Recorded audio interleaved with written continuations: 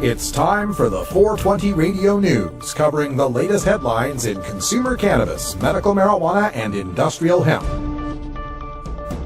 Transcripts of 420 Radio News are available daily on our website at 420radio.org. Now, here's Priscilla Simon. Priscilla Simon has the day off. I'm Radical Russ with your 420 Radio News for Thursday, August 7th, 2014. Since legalization, fewer teens in Colorado believe that marijuana use is inherently risky. However, data also show that fewer of them are using marijuana. The preliminary figures from the 2013 Healthy Kids Colorado survey found that middle school and high school kids who thought use of marijuana was a moderate risk or a great risk declined from 58% to 54% from 2011 to 2013, the first full year of legalization. Yet, marijuana was used on a monthly basis by 20% of high school students in 2013, down from 22% in 2011. And the high school students who have ever tried marijuana dropped from 39% to 37% in the same period. The drops aren't statistically significant, but you can bet legalization opponents wouldn't note that if it were a rise in use by 2 percentage points. The survey collected responses from about 40,000 students in over 220 schools. Yeah, when I read this story and whenever I hear this statistic about the perception of risk, this is something our opponents come back to all the time, is since legalization, kids aren't perceiving marijuana as being as harmful. Well, gosh, when the baseline was it's going to cause the same damage to your brain as being on Bikini Island during an A-bomb blast, like President Reagan said, or that your brain on drugs was like a fried egg, or that marijuana was the deadly drug that was going to lead you straight to heroin addiction, then if that's your baseline, it's no surprise that when you ask kids about marijuana use today, they find it less risky because now they understand the truth about it. They understand the reality about marijuana. In fact, having less perception of risk of marijuana just means that the kids are getting accurate information about marijuana. Parents are going to have to understand that getting their kids to not use marijuana can't depend on just saying it's illegal or saying that it's something dangerous and deadly. It's going to have to depend on parents demonstrating and modeling their own behaviors and having kids understand that it is an adult recreation, not for kids, and that their brains are still developing and they can wait until they use marijuana until they turn, well, at least 18, but 21 is the law right now. We'll go with that.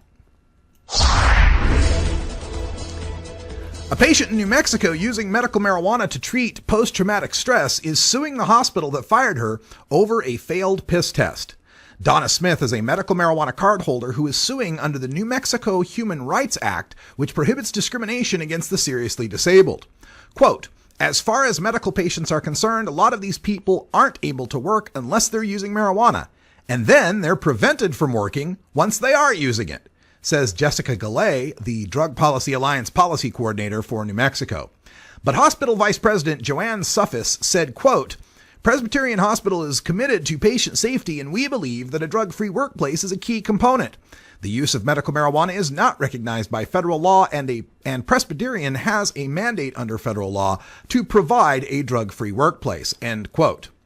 The U.S. Ninth Circuit Court of Appeals has already rejected a previous medical marijuana challenge based on the Federal Americans with Disabilities Act. Well, the problem with the ADH challenges, trying to challenge under the Federal Americans with Disability Act, is it's a federal act. And under federal law, there is no such thing as medical marijuana. So not much ground to stand on there when you make a federal challenge. But we're talking about a challenge under the New Mexico Human Rights Act, and that might be different because we are talking about a state that recognizes the medical use of marijuana. And we are also talking about a state law that protects disabled people. So if you're a disabled person and the only way that you can be able to work is through the use of medical marijuana, something the state of New Mexico recognizes, it would seem logical to me that that New Mexico Human Rights Act should protect those people. But we see this is one of the flaws of the early Western medical marijuana laws, is not anticipating that employers would still fire people for using lawful medical marijuana. Some of the newer East Coast states, while they have taken away the right of home grow, they have included protections against being fired simply over the metabolites in one's pee when taking a piss test at work. This further shows why we need to move forward with legalization so that we can get all these excuses out of the way for discrimination against marijuana consumers, and that we can move then from legalization to equalization. The first marijuana-infused products and vaporizer pens were on store shelves in Washington state yesterday. The delay in getting edibles on the shelf had to do with a lack of state-certified kitchens, but 2 weeks ago, Green Chief finally got a license and shipped out 500 bags of Trail Mix, Chex Mix, and Nut Clusters to Top Shelf, a store in Bellingham. Potency ranges from 15 to 20 milligrams of THC per serving, up to double the potency allowed in Colorado edibles. Vaporizer pens like the cartridge-based Riff device are showing up in Washington pot stores, with prices at around $30 for the battery unit and $75 to $80 for a pre-filled 250 milligram cartridge. Wow, $80 for a 250 milligram cartridge. That works out to $320 a gram for oil, doesn't it? These prices are getting a little bit ridiculous, Washington State, as if they weren't ridiculous enough before. I like vaporizer pens. I've got this Tie-Stick vaporizer pen that I use all the time, and I thought I was upset when the refill cartridge for a gram of oil that comes in this refill cartridge, when a gram cartridge costs $60 in an Oregon dispensary. We're looking at people paying more than that for 1/4 the amount for a vaporizer pen. Nah, folks, these prices are going to have to come down. You're not going to be able to charge that to marijuana consumers. They're going to go around this. They're going to find refillable cartridge pens, and they're going to blast BHO at home until the commercial market recognizes the demand for oil and brings those prices down to deter illegal BHO production and black market sales. We have an update on yesterday's story about a man overdosing on THC at the Denver County Fair. We reported how one man ended up in the hospital testing at 100 nanograms of THC in the blood, 20 times the 5 nanograms inferred impairment limit for driving. After he ingested an entire chocolate bar he was told was a sample that had no THC in it. Well, ABC News is now reporting that 2 other people suffered the same accidental overingestion, with one of them also taken to the hospital. The fair vendor, Livewell, said any THC-laden chocolate bars that were given out at the Pot Pavilion were without its knowledge. Well, I mentioned this on the report yesterday, that it just seems like a stupid idea to be giving out the chocolate bars in the first place.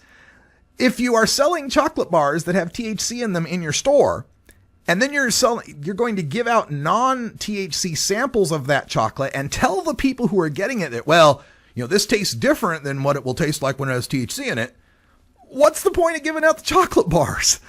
It didn't make a lot of sense to me. And to me, it only just opened up the possibility there would be an accident. There would be somebody accidentally getting a medicated chocolate bar. Let's just not be giving away these chocolate bars here, even if you think they're unmedicated, if they're intended to be medicated. The last thing we need is more people going to the hospital, generating headlines on ABC, and putting a black mark again on the edibles market in this country. A warrant has been issued for rapper Wiz Khalifa's arrest after he skipped a court date on a marijuana possession charge in West Texas.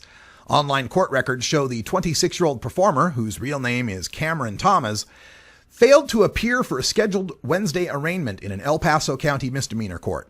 The case started May 25th when Khalifa was arrested at El Paso International Airport after airport security officers reported finding a small canister of marijuana on him. Khalifa had been departing after appearing at a local music festival. Instead, he was charged with misdemeanor possession of marijuana and was released after posting $300 bail. Look, I don't get this. If you're Wiz Khalifa, where in the hell are you flying to where you're not going to be able to get weed? You're Wiz freaking Khalifa. You need to take weed out of Texas to go back somewhere else? And please don't tell me he was flying back home to like California or something, where weed is plentiful and he's probably got a big stash at his mansion or whatever. I never understand these celebrities, especially these rich celebrities who are known for pot, wanting to travel with it through federal airports. Just wait till you land and somebody will surely hook you up. I mean, that's the way it works for me, buddy. The Costa Mesa City Council has rejected an ordinance on marijuana dispensaries called, quote, the best ordinance I've ever read, end quote, by a former LAPD deputy chief. The ordinance would have required 24-hour security, 1,000-foot buffer zones from schools, youth centers, and other dispensaries, and forbidden on-site marijuana recommendations from doctors. Still, after a 2.5-hour discussion, the council rejected the new law, with one councilwoman complaining that the proposal felt hurried. 2 initiatives are still circulating in Costa Mesa, one led by an Orange County attorney who would have preferred the proposed ordinance rather than going through the initiative process and an election to provide for patients in Costa Mesa after 18 years of legal medical marijuana in California. Yeah, California. You know, California's just going to have to legalize in 2016 and write comprehensive statewide regulations for that. I don't know that they can even go back and fix medical marijuana at this point. There's so many conflicting rulings and judgments, and this county does one thing and this county does another thing, and this city has a ban and this city has a moratorium, and it's just such a mess. It's going to take full-scale adult marijuana legalization in the state of California, statewide regulation of the marijuana cultivation and the marijuana markets before any of this is going to change. You know, California's had it good for a long time with its de facto quasi-legalization, but this case and many others are showing why legalization is the only true answer.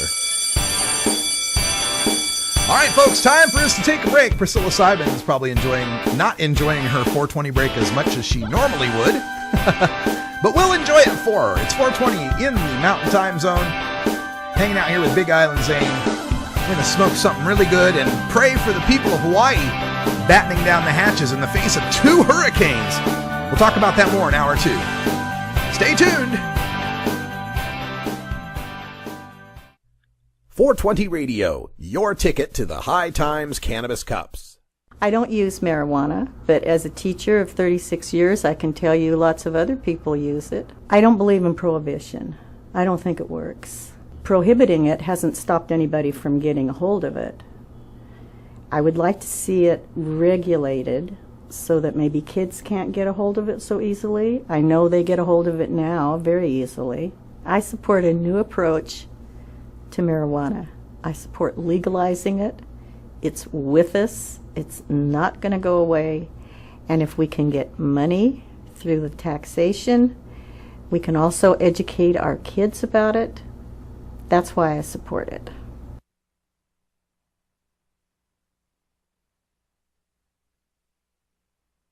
Join us for the International Cannabis Business Conference September 13th and 14th in the Portland Ballroom at the Oregon Convention Center.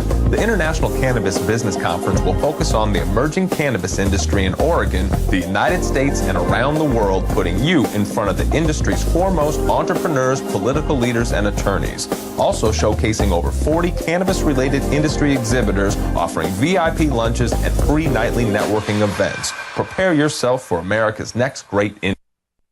Georgia. Hi, this is Willie Nelson. Alcohol prohibition didn't work in the 1920s, and marijuana prohibition isn't working today. It's time we stopped arresting responsible marijuana smokers.